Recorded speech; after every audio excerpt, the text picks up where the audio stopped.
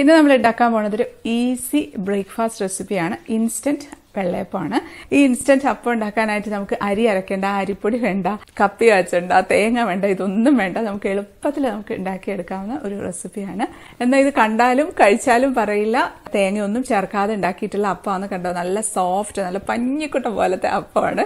അപ്പൊ ഇനി നമുക്ക് റെസിപ്പിയിലേക്ക് പോകാം. അതിനു മുമ്പേ നമ്മുടെ ചിക്കൂസ് ഡൈൻ ഗിവ് അവേ നടക്കുന്ന കാര്യം അറിയാമായിരിക്കുമല്ലോ. അറിയാത്തവർക്ക് വേണ്ടി താഴെ ഡിസ്ക്രിപ്ഷൻ ബോക്സിൽ ആ വീഡിയോയുടെ ലിങ്ക് ഇട്ടിട്ടുണ്ട്. നമ്മുടെ ജൂൺ മാസത്തെ വിന്നേഴ്സിനെ നമുക്ക് സെലക്ട് ചെയ്യണം. അപ്പൊ ജൂലൈ 2-ാം തീയതി വെള്ളിയാഴ്ചയാണ് നമ്മൾ ജൂൺ മാസത്തെ വിന്നേഴ്സിനെ സെലക്ട് ചെയ്യുന്നത്. അപ്പൊ നമുക്ക് നല്ല അടിപൊളി ഇൻസ്റ്റന്റ് വെള്ളയപ്പത്തിന്റെ റെസിപ്പിയിലേക്ക് പോകാം. അപ്പൊ ആദ്യം തന്നെ ഒരു മിക്സിയുടെ ജാറിലേക്ക് നമുക്ക് റവ ചേർത്ത് കൊടുക്കാം. 2 കപ്പ് റവയാണ് ചേർക്കുന്നത്. വറുത്ത റവയോ വറുക്കാത്ത റവയോ ഏതായാലും കുഴപ്പമില്ല. ഞാനിപ്പോൾ വറുത്ത റവ തന്നെയാണ് എടുക്കുന്നത്. ഇനി അതിലേക്ക് നമുക്ക് 1 കപ്പ് ചോറ് ചേർത്ത് കൊടുക്കാം. ചോറിന് പകരം വെളുത്ത അവലുണ്ടല്ലോ, അത് ചേർത്ത് കൊടുത്താലും മതി. അതാവുമ്പോൾ ഇത്രയധികം ചേർക്കേണ്ട, ഒരു 1/4 കപ്പൊക്കെ ചേർത്താൽ മതി. അത് പക്ഷെ അത് ചേർക്കുന്ന സമയത്ത് എനിക്ക് ചെറിയൊരു ഒട്ടലുള്ളത് പോലെ തോന്നിയിട്ടുണ്ട്. അതുകൊണ്ട് 1/4 കപ്പ് ചേർത്താൽ മതി. ഇനി നമുക്കിതിലേക്ക് വെള്ളം ഒഴിച്ചു കൊടുക്കാം. 3 കപ്പ് വെള്ളമാട്ടോ ഒഴിക്കുന്നത്. ഇൻഗ്രീഡിയൻസിന്റെ മെഷർമെന്റ്സ് ഒക്കെ കറക്റ്റ് ആയിട്ട് ഇതേപോലെ തന്നെ എടുക്കുകയാണെങ്കിൽ നമുക്ക് നല്ല സോഫ്റ്റ് ആയിട്ടുള്ള അപ്പം ഉണ്ടാക്കി എടുക്കാൻ പറ്റും. ഇനി ഇതിലേക്ക് നമുക്കൊരു 3 ടേബിൾ സ്പൂൺ പഞ്ചസാര ചേർത്ത് കൊടുക്കാം. 3 അല്ലെങ്കിൽ 2 ആയാലും മതി. ഇനി ഇതിലേക്ക് നമുക്ക് 1 ടീസ്പൂൺ ഇൻസ്റ്റന്റ് ഈസ്റ്റ് ആണ് ചേർത്ത് കൊടുക്കുന്നത്. ഇൻസ്റ്റന്റ് ഈസ്റ്റ് അല്ല എന്നുണ്ടെങ്കിൽ കുറച്ചുകൂടെ കൂടുതൽ ചേർത്ത് കൊടുക്കണേ. ഇനി ഇതിലേക്ക് ഒരു 1.5 ടീസ്പൂൺ ഉപ്പ് അതും കൂടെ ചേർത്ത് കൊടുക്കാം. എന്നിട്ട് നമുക്ക് നന്നായിട്ടങ്ങ് അരച്ചെടുക്കാം. അപ്പോൾ ഇത് നന്നായിട്ട് അരച്ചെടുത്തിട്ടുണ്ട്. അരയ്ക്കുന്ന സമയത്ത് മിക്സിയൊക്കെ കുറച്ച് ചെറുതായിട്ടൊക്കെ ചൂടാവും. അതൊന്നും കുഴപ്പമില്ല. നമ്മളിപ്പോൾ ഇഡലിക്കും ദോശയ്ക്കൊക്കെ അരയ്ക്കുമ്പോൾ ചൂടാവരുതെന്ന് പറയില്ലേ, അങ്ങനത്തെ പ്രോബ്ലം ഇല്ല ഇതിൽ. ചെറുതായിട്ട് ചൂടായാലൊന്നും ഒരു പ്രശ്നമില്ല. നല്ല ഫൈനായിട്ട് അരച്ചെടുക്കണം, അത്രയേ ഉള്ളൂ. എന്തുകൊണ്ട് നല്ല സ്മൂത്താണ്, നല്ല ഫൈനായിട്ടാണ് അരച്ചിട്ടുള്ളത്. നല്ല തരിതരിപ്പ്, റവയുടെ തരിതരിപ്പൊന്നുമില്ല.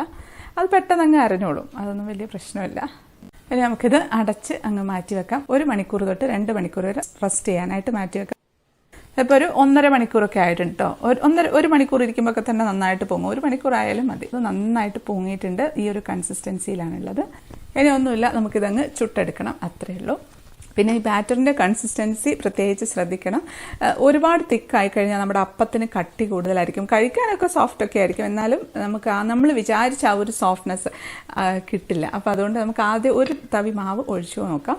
ഒഴിച്ച് നമുക്ക് ആ ഒരു കൺസിസ്റ്റൻസി കറക്റ്റ് ആക്കിയതിന് ശേഷം ബാക്കി ഉണ്ടാക്കിയെടുക്കാം. ഇപ്പം ആദ്യത്തെ തവി മാവ് ഒഴിച്ച സമയത്ത് അതങ്ങ് നമുക്ക് തവി വെച്ച് ഒന്ന് പരത്തി കൊടുക്കേണ്ടി വന്നിട്ടുണ്ട്. അതങ്ങ് ഒഴുകി വന്നിട്ടില്ല. അപ്പോൾ ഇതല്ല നമ്മുടെ ഒരു അപ്പത്തിൻ്റെ മാവിൻ്റെ കൺസിസ്റ്റൻസി എന്ന് പറയുന്നത്. നമ്മൾ ഒഴിക്കുന്ന സമയത്ത് തന്നെ അങ്ങ് ഒഴുകി അങ്ങ് സ്പ്രെഡായിട്ട് പോകണം. അതാണ് കറക്റ്റായിട്ടുള്ള ഈ ഒരു അപ്പത്തിൻ്റെ കൺസിസ്റ്റൻസി. അപ്പോൾ നമുക്ക് കുറച്ചുകൂടെ വെള്ളം ഒഴിച്ചു കൊടുക്കാം.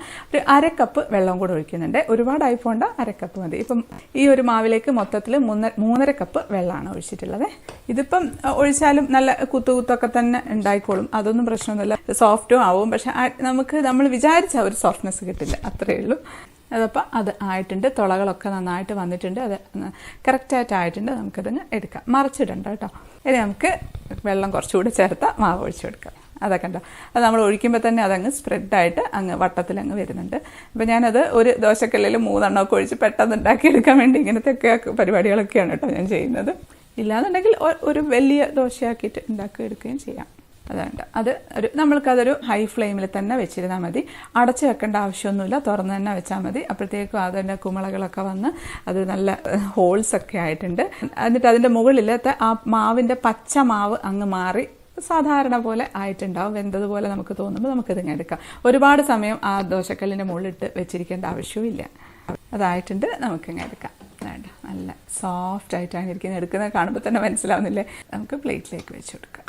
വെള്ളം കുറവാണെന്നുണ്ടെങ്കിൽ മുകൾഭാഗം പെട്ടെന്ന് അങ്ങ് തുള വന്ന് അങ്ങ് വെന്ത് കിട്ടില്ല, അടിഭാഗം ഹാർഡായി പോവുകയും ചെയ്യും. ഇനി അതേപോലെ ബാക്കിയുള്ള അപ്പങ്ങളെല്ലാം ഉണ്ടാക്കിയെടുക്കാം. ഇപ്പം ഈ ഒരു മാവ് കൊണ്ട് ശരിക്കും ഒരു 5-6 പേർക്കൊക്കെ കഴിക്കാനുള്ള അപ്പം ഉണ്ടാവും. അപ്പോൾ രാവിലെയൊക്കെ അരക്കുകയാണെന്നുണ്ടെങ്കിൽ കറിയൊക്കെ വെക്കേണ്ട സമയമുണ്ടല്ലോ, ആ ഒരു സമയത്തേക്ക് വെച്ചാൽ മതി. അല്ലാന്നുണ്ടെങ്കിൽ നമുക്ക് തലേ ദിവസം അരച്ച് വെക്കാം കേട്ടോ. നമ്മൾ തലേ ദിവസം അരച്ച് ഇതേപോലെ നമുക്ക് വൈകുന്നേരമൊക്കെ സമയം ഉണ്ടാവുമല്ലോ, 2 മണിക്കൂറൊക്കെ ഒന്ന് വെച്ച് ഒന്ന് നന്നായിട്ട് പൊങ്ങിയതിന് ശേഷം ഒന്ന് അതെടുത്ത് ഫ്രിഡ്ജിൽ വെച്ചിരുന്നാൽ മതി. എന്നിട്ട് പിന്നെ രാവിലെ ആ മാവെടുത്ത് റൂം ടെമ്പറേച്ചറിലായതിനു ശേഷം മാത്രമേ ചുട്ടെടുക്കാവുള്ളൂ, അത്രയേ ഉള്ളൂ. ഞാനത് ഉണ്ടാക്കി വെച്ച് ആവശ്യത്തിനുള്ളത് മാത്രം ഉണ്ടാക്കിയിട്ട് ബാക്കി മാവ് അങ്ങ് ഫ്രിഡ്ജിലേക്ക് വെക്കും. രാത്രി ഡിന്നറിന് ഉണ്ടാക്കില്ല എന്നുണ്ടെങ്കിൽ നാളെ രാവിലെ ബ്രേക്ക്ഫാസ്റ്റിനും എടുക്കാം. മാവ് ഫ്രിഡ്ജിൽ വെച്ചിരുന്നാൽ മതി, ഒന്നും ആവില്ല. ഇത്രയും അപ്പം റെഡി ആയിട്ടുണ്ട്. ഞാനിതൊന്ന് എടുത്ത് കാണിക്കാം. കണ്ട അത്ര സോഫ്റ്റ് ആയിട്ടുള്ള അപ്പമാണ്. എല്ലാം നല്ല ഹോൾസ് ഒക്കെ വന്ന് നല്ല പതുപതാന്നിരിക്കുന്ന ഒരു അപ്പമാണ് കേട്ടോ. തീർച്ചയായിട്ടും എല്ലാവർക്കും ഇഷ്ടപ്പെടും. ചിക്കുവിൻ്റെ ഫേവറേറ്റ് അപ്പമാണിത്. ഇത് നല്ല ചിക്കൻ കറിയുടെ കൂടെ അല്ലെങ്കിൽ മുട്ടക്കറിയുടെ കൂടെ അല്ലെങ്കിൽ ഉരുളക്കിഴങ്ങ് കറിയുടെ കൂടെ ഒക്കെ കൂട്ടി കഴിക്കാൻ പറ്റിയ നല്ല ടേസ്റ്റി ആയിട്ടുള്ള ഒരു അപ്പമാണ്. നമുക്കിതൊന്ന് ടേസ്റ്റ് ചെയ്ത് നോക്കാം. ഞാനിപ്പോൾ ചിക്കൻ കറിയാണ് കൂട്ടി കഴിക്കുന്നത്. ഏറ്റവും ബെസ്റ്റ് കോമ്പിനേഷൻ ഈ അപ്പവും ചിക്കൻ കറിയാണ്. ഇന്നിപ്പോൾ ഞാൻ ഉണ്ടാക്കിയിട്ടുള്ളത് ഒരു ഈസി ചിക്കൻ കറിയാണ്. അപ്പോൾ ആ കറിയും കൂട്ടി നമുക്ക് അപ്പം കഴിക്കാം. കറിയിലൊന്ന് മുക്കി കഴിക്കട്ടെ.